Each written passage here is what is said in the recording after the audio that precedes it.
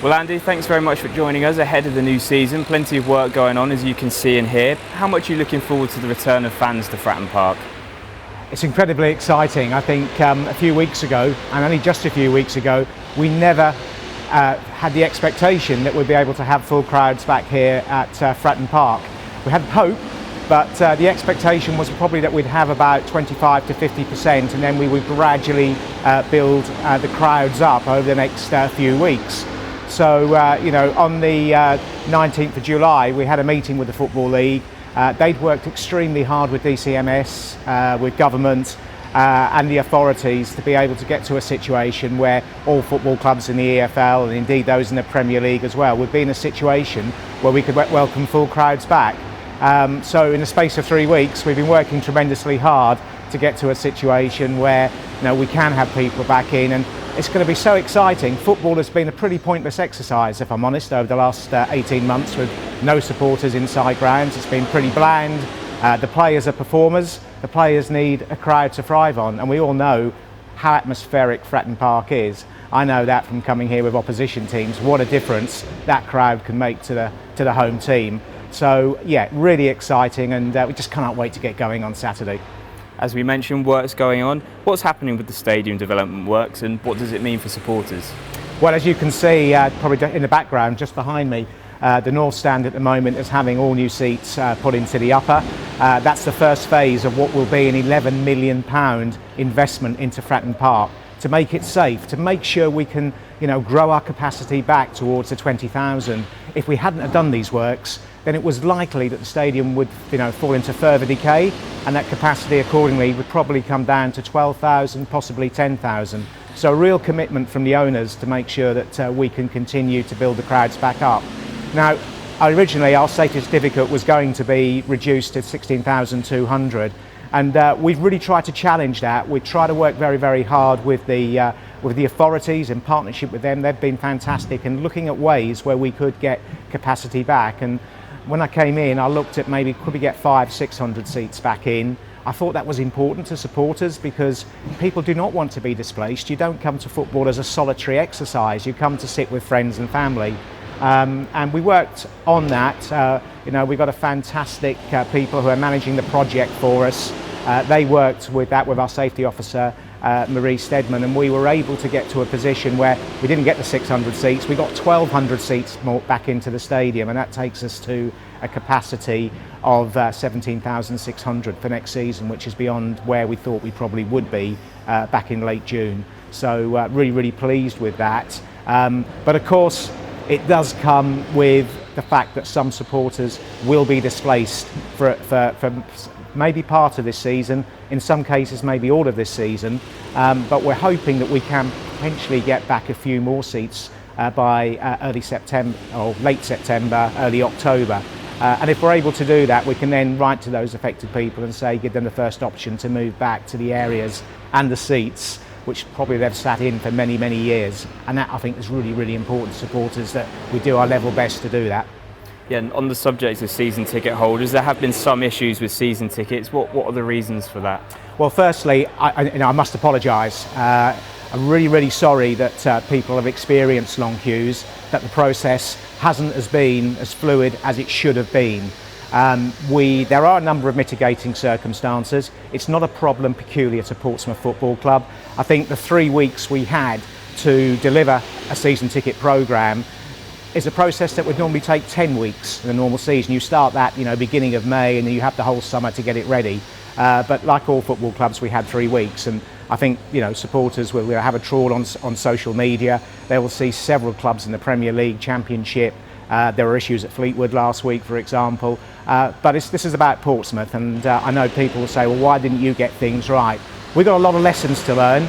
As I said, there were mitigating circumstances. We had a backup plan in terms of telephones. Unfortunately, our ticketing partner, Ticketmaster, were unable to provide a call centre because, like many businesses during the pandemic, they were affected and they closed that operation down. We had 50% of our staff in July affected by COVID as well. So we had people either with symptoms or having to self-isolate. That wasn't really helpful when you've got a 3-week period to get things done. And of course the biggest issue we've had, which is different from other clubs, is the seat moves and everything else, and having to relocate people. And of course, when you choose a new area, when you choose a new seat, that takes time. But we could have done things better. We could have. I think the process was too complicated. It needed to be simpler, and that's a lesson we'll take forward. I'm very, very disappointed that I personally did not take ownership of the situation with the queues that were outside the box office on the first day in the rain, which meant that there were issues for disabled supporters and elderly supporters who had to queue for some time. And that's something I'm determined, that we get right going forward in the future. And we'll work with our disabled supporters group and some of the elderly supporters to see how we can improve those processes. But it is unique circumstances. Will there be a next time for this sort of thing where you get this happening? Probably not, but there will be big ticketing opportunities, I'm sure, when we have big games, big cup matches coming to Fratton Park, and we need to be in a position where we're up for it. So again, apologies. I hope people will understand the circumstances in which we were operating, but we could do better. And why did the club do flexi season tickets? Why were there two options and not just mandating that you had to buy a full season ticket? Well, flexi tickets were something which I think was the right decision for Portsmouth Football Club to do. The fact is that under our COVID certification, we only had the ability to have 4,000 supporters in the stadium. And up until the 19th of July, it wasn't clear whether we could go back to full stadia. So I think Portsmouth made a decision before my time, a correct one, to do flexi tickets, because it meant that with 13,000 season ticket holders, the idea was then you could ration tickets accordingly, so nobody missed out on the whole season. The beauty of a flexi season ticket as well has meant going forward, where people don't have the confidence to come to every game this season, then they can pick and choose their games, albeit at a premium price. But their seat will still be guaranteed for the 22-23 season, when we hope things are, relatively back to normal again. So I think the flexi tickets are good. We've done that for the first 3 games because, again, we couldn't really guarantee all these seat moves and where things would be. But from the Cambridge game in mid-September, we will be able to have that situation happening. What I would stress to people is the season ticket that you have only applies for 20 games from Cambridge. You will need to apply separately for the flexi ticket for these first 3 games if you want them. So that's something, I think, just to make sure that people understand that, and we'll get that out in the communications as well over the next couple of days. And a few supporters have asked as well, what's the situation for paying by direct debit? Direct debit is something that, again, the direct debit company we had is no longer available to us. Again, that's another victim of the pandemic. So what we're doing is to do an in-house system for this season, where people who were previously on the direct debit can have the ability to spread their payments. And that will obviously take place from the middle of September. So over the next few weeks, the ticket office will identify those people who in the 2020 or 1920 season paid by direct debit, and be contacting them and giving that option to them to do that again in monthly instalments. So, but we're unable for this season to take any new direct debit payments. And then for next season, what I want to do, I've run easy payments systems very successfully at my previous 2 clubs, and reviewing how we can actually do that here to make football affordable and easily accessible for as many families and as many people as we possibly can in Portsmouth. It has been difficult for supporters. How difficult has it been for the club? It's been extremely difficult to actually get this process done in 3 weeks. And I would like to pay tribute to the staff who, have felt the pressure, have felt the strain, been under stress. No 2 ways about that. And of course, we've been affected, like everybody else, by COVID. The number of people self-isolating in July, as we all know, right across the country was extremely large. So, and we've not been immune from that. We've had to deal with that. So, it has been really, really difficult to get us done. Our ticketing systems, on the first day we had some website issues, which didn't help the situation as well. But hopefully that's again something, once we get through this, we can do a bit of a post-mortem on that to make sure the system is more robust when we launch these big ticketing events going forward. Yeah, you alluded to it there, but have you identified things that you're able to do differently next time? Yes, I think we are. I think, as I said before, we need to be much simpler in the way we go about things. That's one of the big lessons learned. We need to look at processes about how people who cannot buy their tickets online, if they're going to come down to Fratton Park to the ticket office, where we can improve those processes as well to make sure that the queues are better and well managed, particularly for those who do struggle in terms of coming down and the elderly, disabled, as I said before. Staff recruitment seems at the moment to be a really big issue in the hospitality industry right across the country.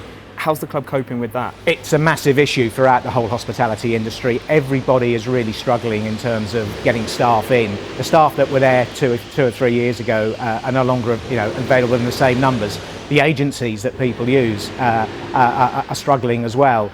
And coupled with that, we had a particular issue in terms of our concessions. 2 years ago, the concessions were outsourced, and people who ran the concessions for us actually brought in their own staff. That business model did not work for them, and again during the pandemic they've decided they do not wish to continue, so we've had to take the kiosks on for this year. We probably need about 120 members of staff on a match day to operate the kiosks. We've got 15-16 kiosks dotted around the stadium. We obviously have the Victory and Warrior bars on top of that, and some of the hospitality areas as well require staff. And realistically, to get those numbers, particularly in the month of August, is proving extremely challenging, not just for us, but for the whole hospitality industry. So I think we need to address that problem pretty quickly. So concessions will be open on Saturday. They will be open on Tuesday, but they won't be staffed to the levels that I would necessarily want, and it won't be optimum staffing. So I think it makes perfect sense for supporters to be able to bring their own food and drink into the game on Saturday. That will help alleviate the queues. It's quite important as well, because I think we have longer queues. There's a greater risk in terms of COVID infection, and obviously that's something that we're absolutely keen to make Fratton Park as safe as we possibly can, to give people the confidence to come back and watch football. So yeah, we're going to say to people, yes, you can bring your own cold food in. We don't want to see hot food coming in, but cold food coming in. You can bring your own bottles in as well. This is plastic bottles of drinks. They must be sealed containers. No cans, no glass.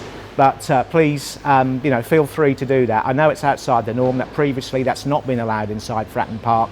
But we've got to be pragmatic in the fact that we don't have the levels of staff that we would necessarily want behind the kiosks, and we want to protect people's safety as well. So hopefully that's something that people will be encouraged to do. If you still want to come and have a pint, if you still want to come in and buy food and hot teas and coffees at the kiosks, those will be available to you.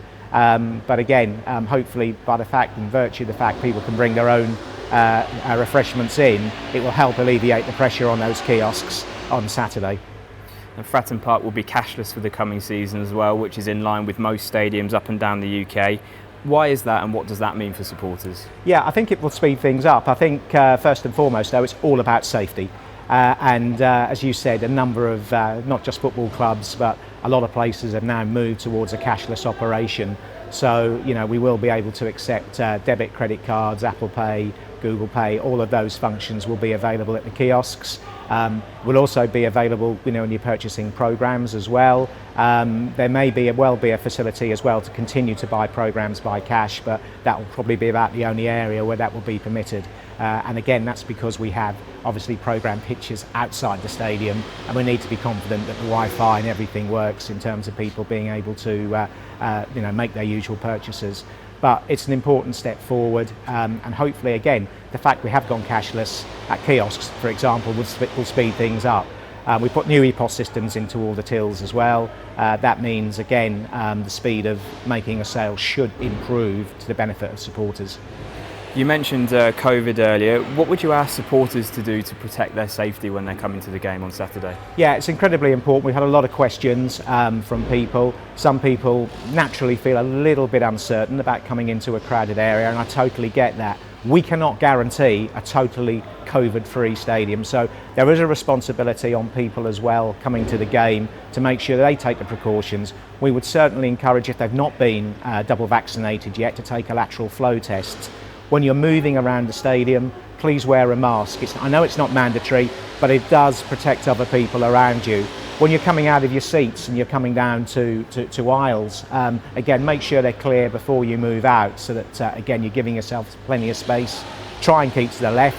I know it's difficult in a crowded stadium to do that, but again, really, really important.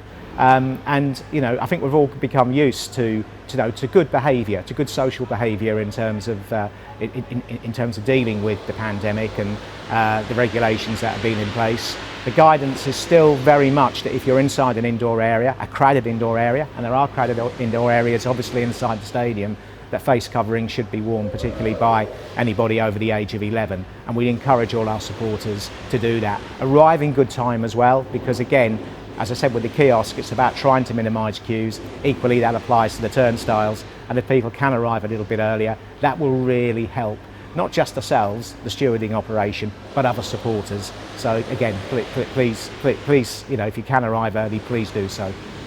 Just finally, Andy, we should round up by saying, I think you've been at the club for 8 weeks now. What have your first impressions been, and what are your aspirations for the new season? Well, it's been extremely lively. It's been a bit of a whirlwind. So many things have happened in 8 weeks. We've obviously got this fantastic work going on with the stadium development. An £11 million investment. You can see the seats going in. We've had some challenges. For example, at the moment we can see all the blue seats that are going in and installed already. We've had supply chain issues, which has meant on the Milton end side of the north stand, not all those seats have yet arrived, so we've got to put some temporary seating in place so nobody misses out, and then those seats over the next 2 to 3 weeks will go in as we get the deliveries coming into us. We've had the purchase of the training ground at Roco. That has come with a 2,500 member gym, so that's had its own challenges in terms of some investment that's required within the building, but incredibly exciting that we now own our training ground, and we can now start to integrate the academy with the first team in a much better way than has been possible than before. And of course the big thing, another thing that really excites supporters, has been player recruitment. It's been a patient process, it's fair to say. We were absolutely thrilled on Monday that we were able to hold a nerve and get Joe Morrell in the building. But of course, there's another 11 players that have so far been recruited, and there's still a little bit more to come in that direction as well. I'm really, really excited about the direction that Danny is taking, his sensible approach to recruitment, which is not to go for anybody who's available in the market, but to identify the players that best fit his style and philosophy of playing. And yeah, we've missed out on some, but equally, because we are very, very focused on what we want to achieve, that's been a strong selling point to some of the experienced players that have joined us, who have come down from the Championship or have Championship experience. The likes of Sean Williams, Louis Thompson, Ryan Tunnicliffe have all been, I think, really bought in to what we're trying to achieve. So yeah, there's a lot of talk about a couple of clubs spending a lot of money in this division, and perhaps distorting things. But we still have a very, very competitive budget. The budget is as good as most clubs in this division if you take those two out, and there's no reason why Portsmouth Football Club should not be competing towards the top of the table. That's our aspiration, that's where we want to be. There's a lot of other areas within the football club as well, outside of what we naturally want to achieve on the field, what we need to do off the field, and looking at those processes, working with all the staff here, working with the different supporter groups who have made me feel so welcome and made me feel a big part of Portsmouth already. And I'm really, really excited by what can be achieved here. Incredibly proud to come to such a passionate football club, a club that has a real strong link with the city, and that really provides a strong platform for what can be achieved. And I'll work as hard as I possibly can to deliver success for Portsmouth and its supporters. Many thanks, Andy. We really appreciate your time and look forward to catching up with you soon. Thank you.